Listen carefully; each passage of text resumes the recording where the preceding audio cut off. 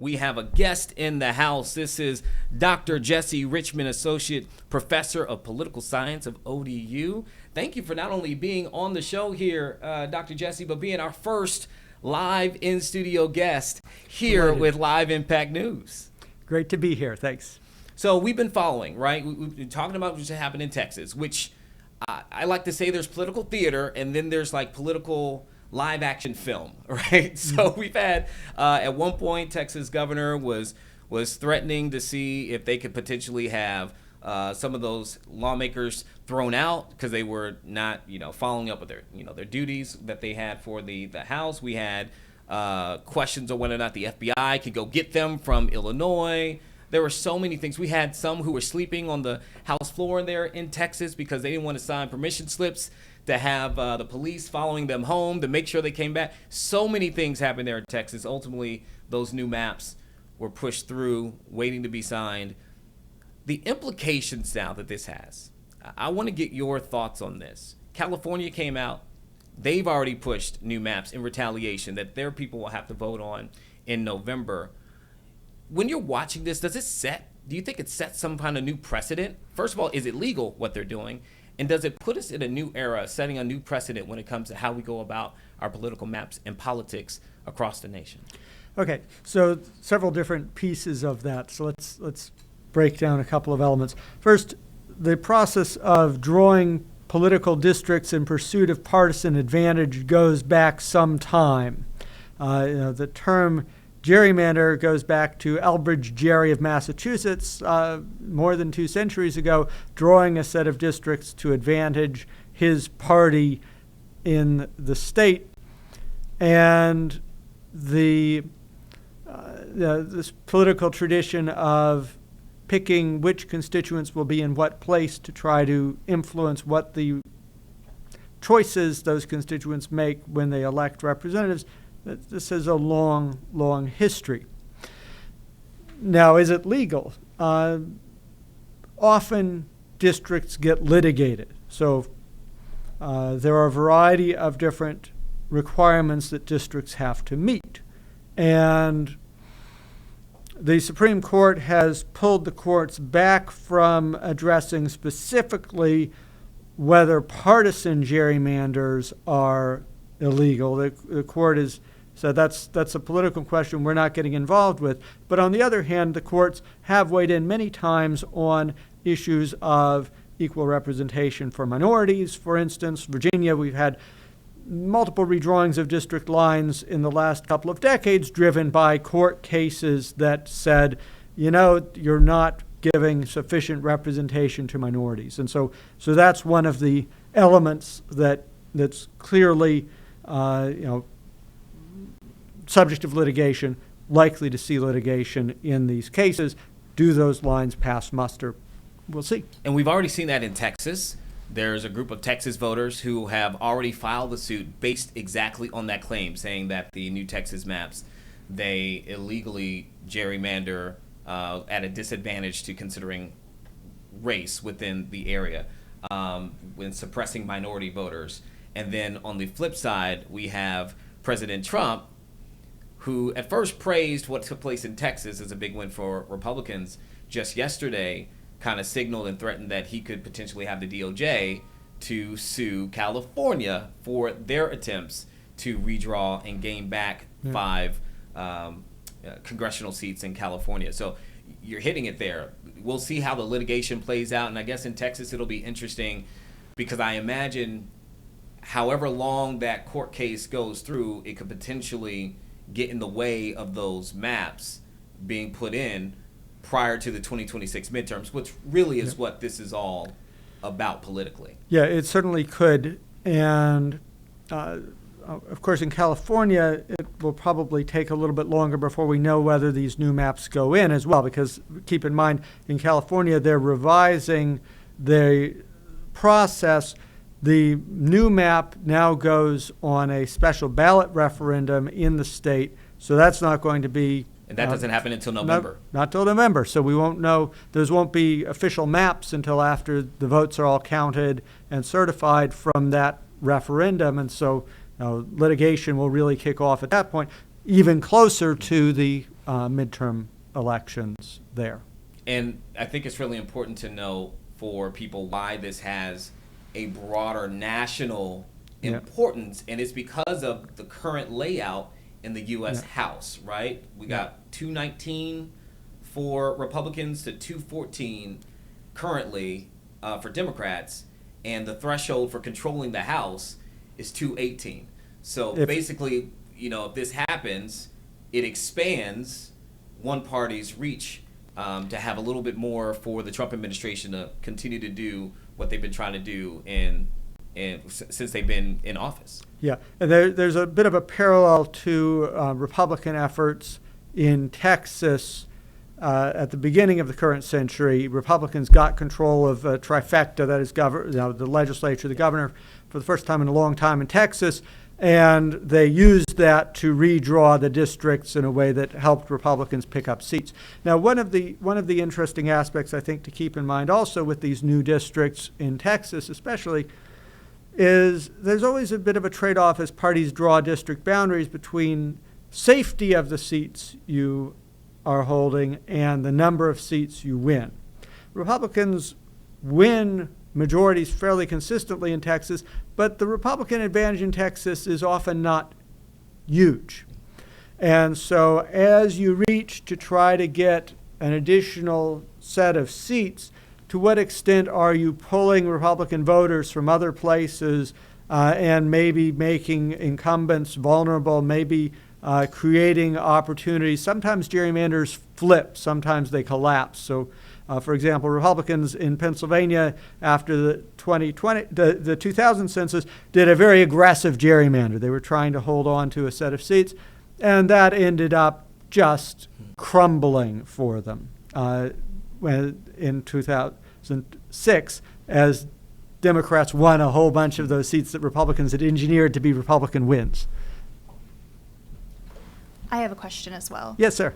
So the timing of all of this, it's before midterms. When is it typical that, I've heard that this is an odd time to redraw the maps. When do states typically redraw their maps? Okay, so every state has to redraw their maps after every census. And this goes back to court cases in the 1960s, which determined that you needed to have an equal population in every district.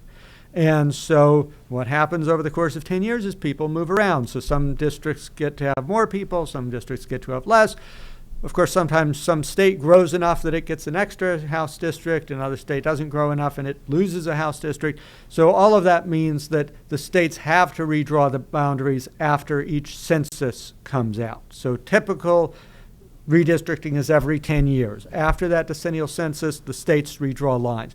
Periodically, states redraw for other reasons. So as I mentioned, in Virginia, we had some redrawing of lines after the 2010 census lines had been drawn because of court cases that threw out the congressional boundaries, that threw out state legislative boundaries, and then those lines were redrawn in the middle of the time. Sometimes the redrawing comes from court cases, but it also sometimes comes from legislative initiative. As I mentioned, in Texas, Republicans got trifecta control, and they used that to break the Democratic gerrymander, which was in place in Texas previously, and create a new set of much more favorable districts for Republicans. Yeah, and I think you're referring back, I think it was 2003 when that happened. And the irony Mr. of Vidal, it for is, what purpose? at that point, Democrats left too. At that point, they fled the state, that they came back. And you're right. I don't think they ever regained. I think it's been pretty much Texas controlled since that time in 2003. Yep. Which is really interesting. And then for context, you were talking about every 10 years. This is 2025, so we're right in the middle of that 10-year mark, which is what some were trying to argue. Is this needed right now? You know, typically states don't redraw in the middle unless a court throws out their district lines, and that gives a little bit of stability. You know what the boundaries are. You're not moving around all the time. I think it can get confusing for voters when you thought you were in one district and suddenly, nope, you're represented by somebody else that maybe you've never thought of as your representative before, because they were not, and now you're with a different set of other people in some district, and that it's a little bit destabilizing. Also, district drawing is such an intensely political thing. It's all about who gets what kind of advantage. How do the parties carve up the state? It's very, very contentious, zero-sum competition between political parties when they're in the driver's seat of that districting process. And, we're seeing, again, even more trickle-down effect from just different states. We talked about California. Yep. We also got comment from Maryland's Governor Wes Moore. He was on Face the Nation over the weekend. He was asked, would you consider changing your political maps? And he said all options are on the table.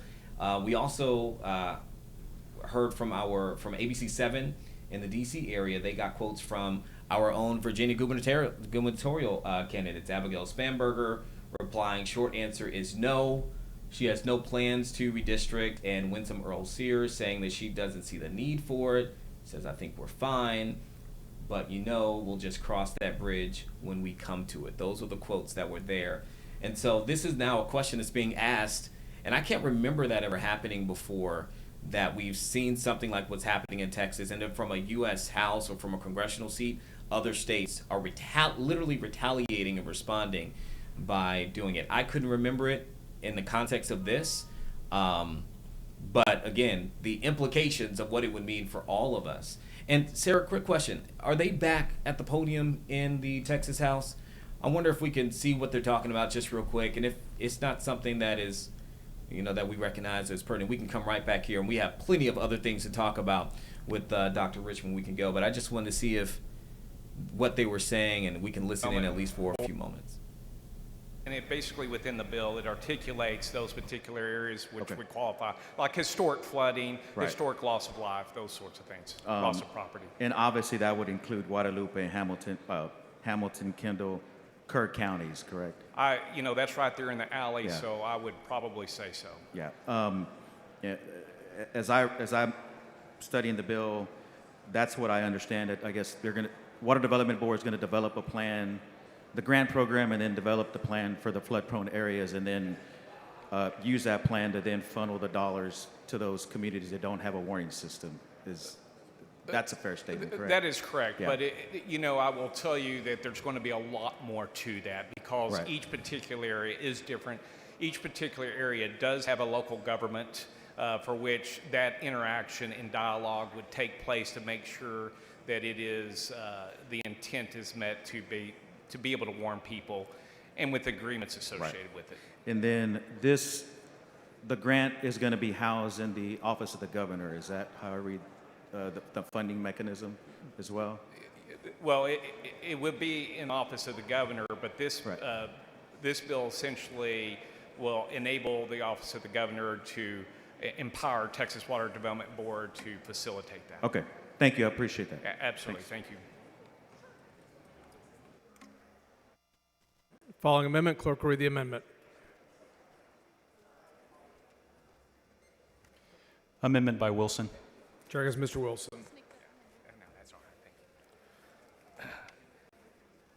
Thank you, Mr. Speaker, and members. I hope the amendment has made it to your desk where you can basically take a look at it. But essentially what it does two things. One, it enables the perfecting amendment enables that those funds can be basically managed internal to the Texas Water Development Board in place where it needs to go. And the second is it makes corrections to the bill to ensure that non-compliant municipalities or counties can still receive the grant to install warning siren systems. With that, I move adoption. Mr. Wilson says of an amendment is acceptable to the author. Is there objection? Chair hears none, so ordered. Does anyone wish to speak on, for, or against SB?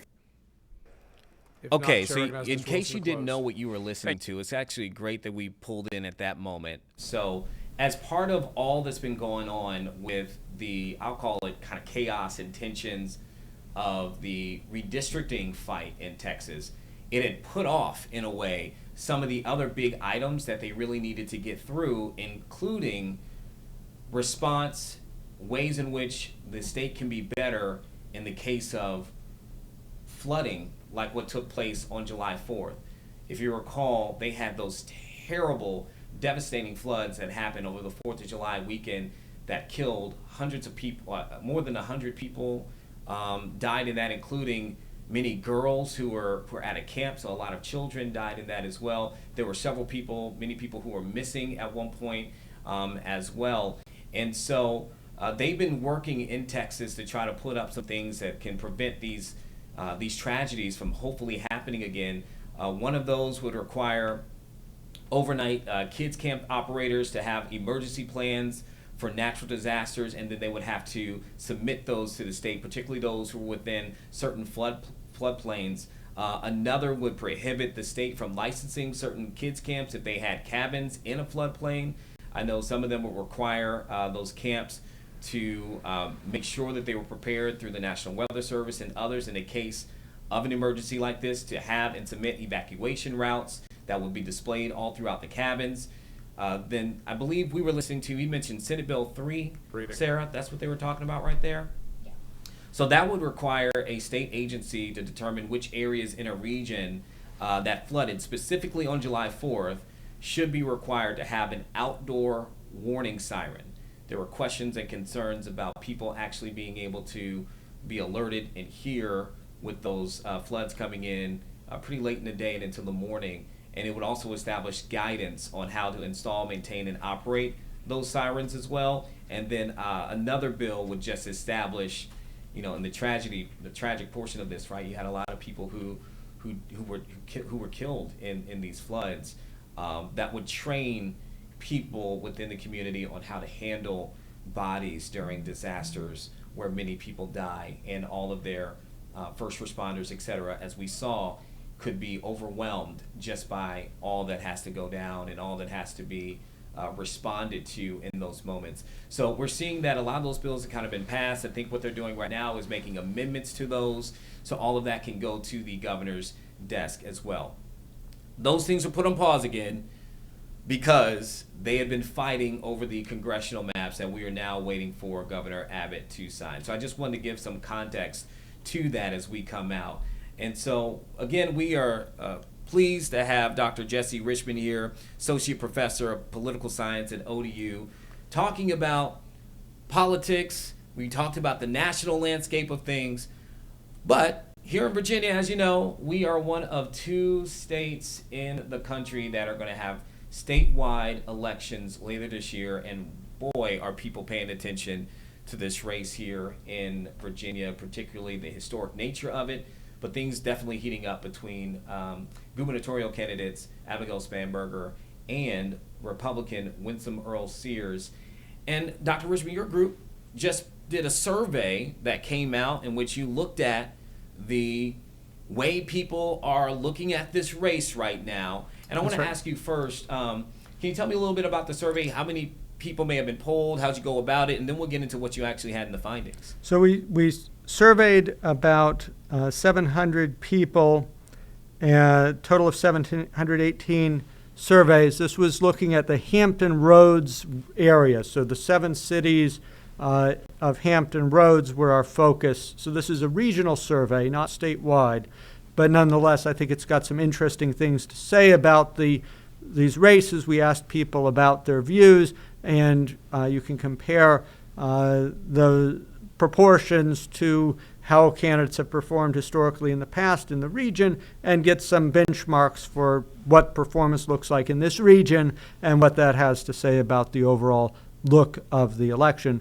The survey was done online this year, so we used some online panels. Increasingly, that's how social science surveys are being done. In the 2024 presidential election, Quinnipiac was basically the only polling outfit that was still doing primarily random digit dial telephone type surveys, and so that shift was in line with some national trends in terms of polling design and approach. So we were talking before we came on. Yep. about the findings that you all discovered and what stood out for you amongst those who responded to the polls. What did we learn from this survey? So let me start with a couple of top lines. If we think about the gubernatorial race, Spanberger's doing considerably better than we saw McAuliffe doing in the same survey back in 2021. The difference is substantial enough that, if that replicates statewide, that suggests Spanberger would be likely to win, likely to be ahead. We're able to then dig down a little bit in terms of how the division of support comes out. And I think one of the really interesting things is the challenge in the survey results that Winsome Sears faces in winning people who think Youngkin is doing a pretty good job as governor. She loses 12% of the people who strongly approve. She loses more than 30%. She only wins 40% of the people who approve of the job that Youngkin is doing as governor. And so this highlights the kind of the challenge of how do you get voters who like Youngkin to see this as a little bit more of a referendum on the Youngkin administration. How do you get them to return to or come to supporting the Republican ticket, given that they seem pretty happy with the Republican governor the state currently has? So, do we get any insight in the survey as to maybe why people might be leaning the way that they are? Particularly, in that case, you're talking about the importance of Earle Sears being able to also captivate those who do find that Governor Youngkin has done a good job in the state. Does it go into that at all? I think one of the key factors is the national element. So Youngkin's approval in the region is almost 50%. Trump's approval in the region is about 33%. And so there's a big gap there. And the connection's much tighter between Trump approval and plans to vote for Earle Sears than it is Youngkin approval and plans to vote for Earle Sears. So it's that national element that I think is coming between the support. People don't like Trump. Even if they like Youngkin, they're reluctant to vote for Earle Sears. And it's interesting that you say that, because when I have conversations with others who are within the political spectrum and world, they are saying, hey, the reason why everyone's kind of watching what's going on in Virginia right now is because it kind of serves as a potential litmus test for how people feel about what's going on in Washington.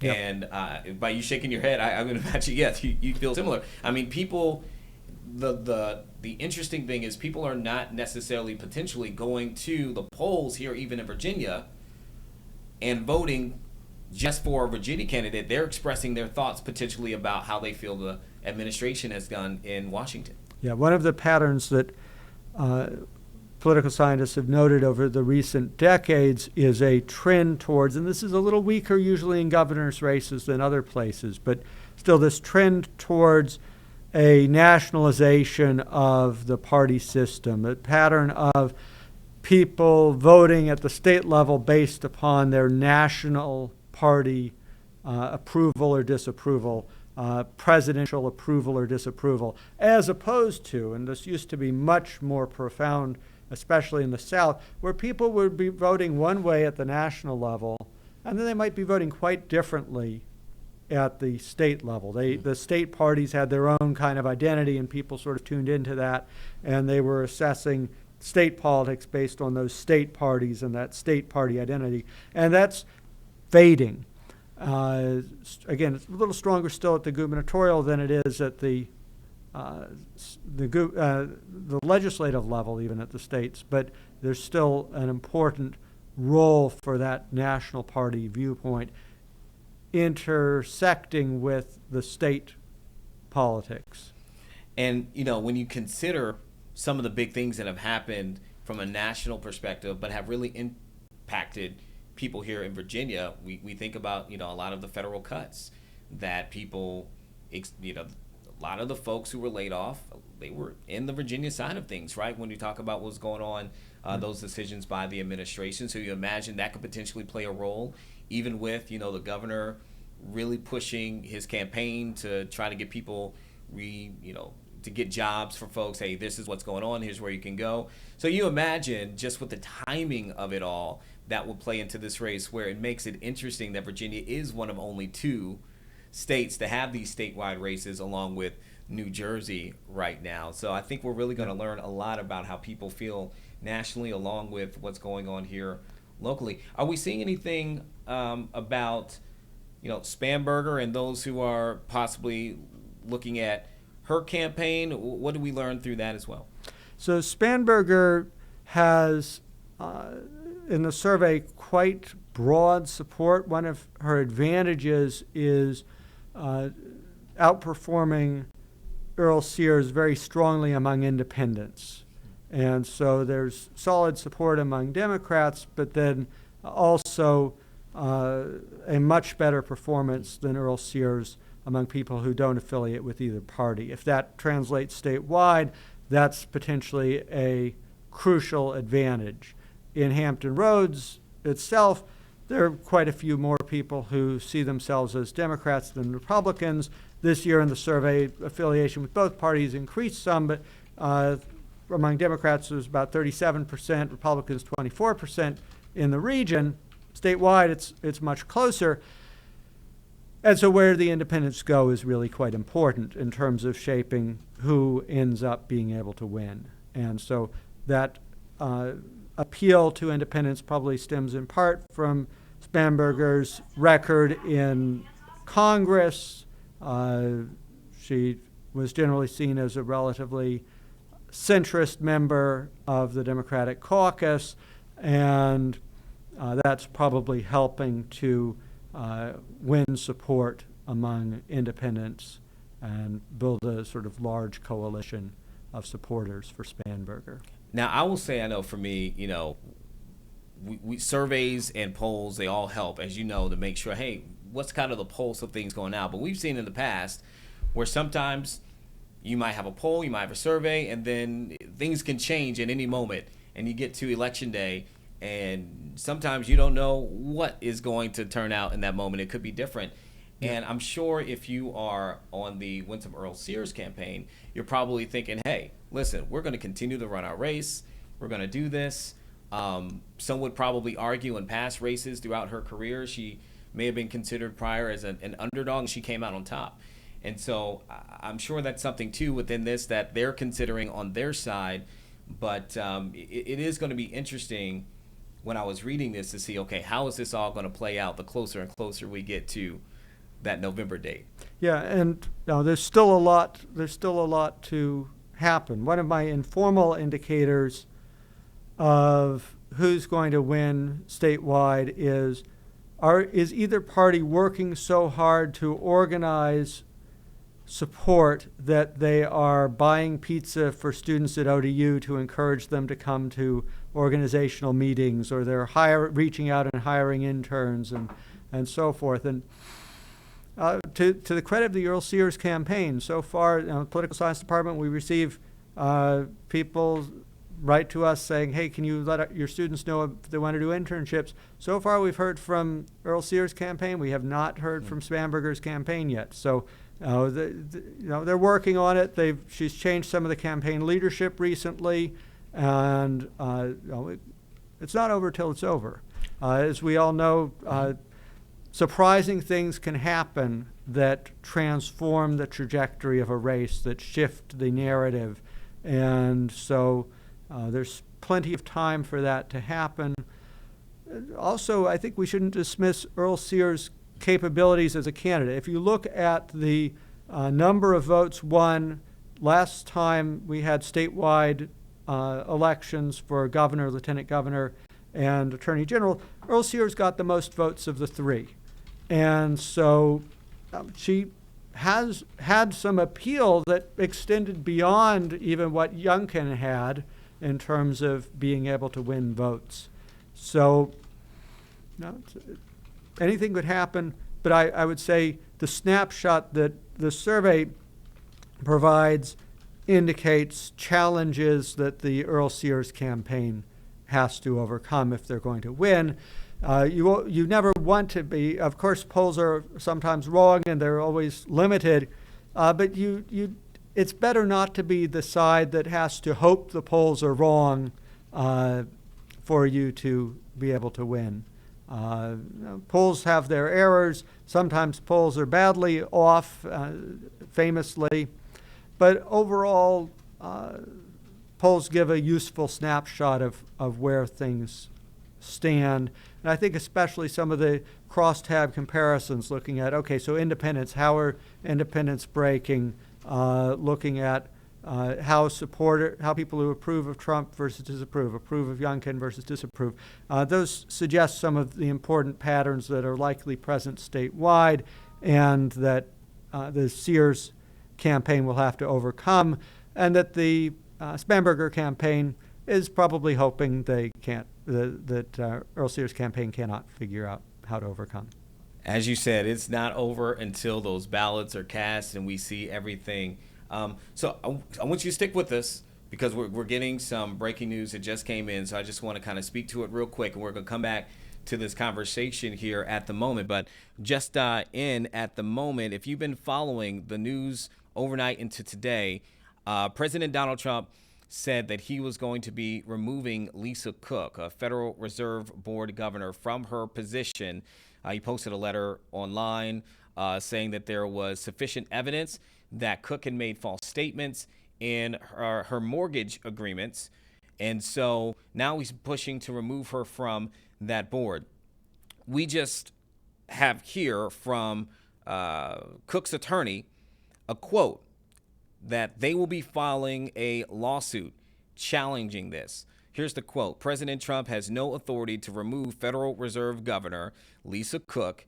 His attempt to fire her, based solely on a referral letter, lacks any factual or legal basis. We will be filing a lawsuit challenging this illegal action. That just came out. That is her attorney, David Lowell, who is speaking for Lisa Cook at this point. And so that's going to be very interesting as we follow it. This is kind of like the latest of the struggle between the president and the Fed chairs and the Federal Reserve, and trying to put his influence, particularly on how he believes that the country should be represented, and some of the other things like interest rates that he believes should be coming down within the U.S. And this is obviously, I'm assuming, if he were able to get the Federal Reserve Governor, Lisa Cook, removing her, then on the flip side, he'd be able to possibly place somebody on that he would approve on as well. So this is going to play out. I'm not quite sure exactly what would happen next in this moment, Sarah, but if her team is going to be filing, and earlier we reported on Daybreak that she said she is not going to resign. So this could be just a legal battle to see how long it would take for this to be resolved. But that is the news that just came out. We have not received any comment, I'm looking here yet, from the Federal Reserve. ABC News has reached out. They still have not commented to this point in what I can see. But last week, though, just kind of giving a little bit of background to the allegations that the Trump administration is kind of putting on Cook at this moment. It was actually posted on X. At the time, the director of the Federal Housing Finance Agency said that they sent a letter to U.S. Attorney General Pam Bondi accusing Cook of falsifying bank documents and property records to acquire more favorable loan terms. So that's the accusation that has been lashed on. Obviously, Cook is saying that these are all just accusations and certainly not enough to take her off of her role or to fire her from that role, which she says is illegal. So I wanted to make sure we brought in that news because we were following that on Daybreak, and that's the beauty of this platform now is we can come in as it happens, pause, resume, get to different topics, and that's something we've been following and will continue to do so as it goes forward. But again, we do have Dr. Jesse Richman here from ODU, associate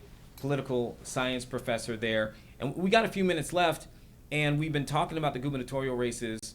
We talked about the federal kind of landscape as well.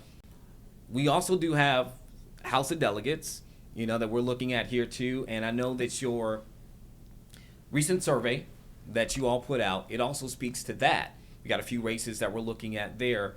What did you all glean from how people are feeling, those who responded to your survey, about those particular races that are heading into 2025? Overall, things look quite good for Democrats in the House of Delegates races. In the survey, we had half of respondents saying they plan to vote for Democrats, a quarter of respondents saying they plan to vote for Republicans, and the other quarter not planning to vote primarily. And so that's a 2-to-1 advantage for Democrats among people who said that they were going to vote. That's a lot more support for Democrats than we've seen in some recent regional House of Delegates elections. So if that holds up, that's very good news for Democrats. It's better than we saw for Democrats in the governor's race, actually. And so, of course, in the context of the House of Delegates races, it's filtered through districts. And so it's where do you have potential for one party to be able to win districts? Some districts are very safe. Another few percent of the vote one way or the other is not going to make any difference. Other districts are more on the margins. I think it probably translates to a pretty good prospect for Democrats in the region in that House of Delegates election. It may also reflect the prominence of some of the region's representatives in the House of Delegates. And so that tends to look pretty good. On the other hand, on the caveat in terms of surveys don't always tell you everything, this is very similar to what we saw in 2023. And in 2023, statewide, it ended up being very, very, very close. Democrats won, but not by much. Yeah. And so we continue to have very narrow margins for the parties in the legislature. And what that means is every race is really quite crucial, right? Any one race could transform which party is in the driver's seat in Richmond. And in Virginia politics, we've seen something of a breakdown of what used to be called the Virginia way of kind of comedy and coming together. Still nowhere near as bad as it is in some places, but there's more acrimony, there's more use of leverage by the majority party, more partisan voting patterns, and so who's in control is going to matter a lot. Currently, you quoted the gubernatorial candidates talking about, what do I do with redistricting? Mm-hmm. Well, if we continue to be a state with a divided control of state government, if we have at least one chamber of the legislature in the hands of the opposite party from the governor, probably the answer is there's no way Virginia's going to change its district lines at all. It'd be difficult for Virginia to change its lines because we've amended the Constitution to create this commission process for drawing lines. That complicates things. As in California, you have to work your way around that to redraw lines. But it's also, as we've had for the last several years, if you've got one party in control of the governor's mansion, another party with some power in the legislature, you're not going to get a radically partisan set of districts through the state government. You're going to have to compromise, and it's not going to change. And we talked about that before the show. Me moving to Virginia, that was one of the things that I actually have grown to really appreciate, that a gubernatorial candidate or governor cannot run 2 consecutive terms. In my estimation of opinion, if I may, it puts the pressure on everyone. Hey, listen, you got to work together, right? Yep. You're going to have to get this, because you don't know who might be in that role in 4 years. You don't know. And there's a lot riding. You kind of said it. There's a lot riding on this next administration of things that could happen. We were just talking on Daybreak this morning about retail marijuana and kind of the battle that's been going on there for a number of years in getting a retail marketplace put together. There's conversations about when it comes to abortion rights, right? In Virginia. So if you get a scenario where, Spanberger's in and Democrats can control both, we know that things are going to be very different than what they would be if you have them split or whatever. So there's a lot riding on this in Virginia, and you're right. Because of the way it works, it looks like right now you have to be able to work together. Yep. So That's right. So I know, Sarah, I don't know if we were able to pull, were we able to get this up? Okay. Yeah, give me one moment. So, Doctor, what you were about to say? Well, Virginia politics is, as you mentioned, the one term for governor. This means every governor they get in, they've only got their 4 years. We have an abundant supply of ex-governors then. So one of the interesting questions going forward is also going to be, what's Youngkin's next act? Does he want to stay in politics? Is he going to run for Senate? And what do you think? I think I'm surprised that he hasn't been making more moves towards that than he seems to have at this point. I think that's, if he wants to continue in politics, that's probably the logical next thing to do. It could be he's been bitten by the presidential bug, and so he may be tempted to try for that instead. I would say he's probably maybe better advised to aim for the Senate and see what he can do in the senatorial contest, but so far he doesn't seem to be very eager to do that. Well, regardless of what he announces, it's going to be news. So we're going to see where he lands. Dr. Jesse Richman, Associate Professor, Political Science with Old Dominion University. Seriously, a pleasure. So glad that you could be our first guest here and talk about everything here.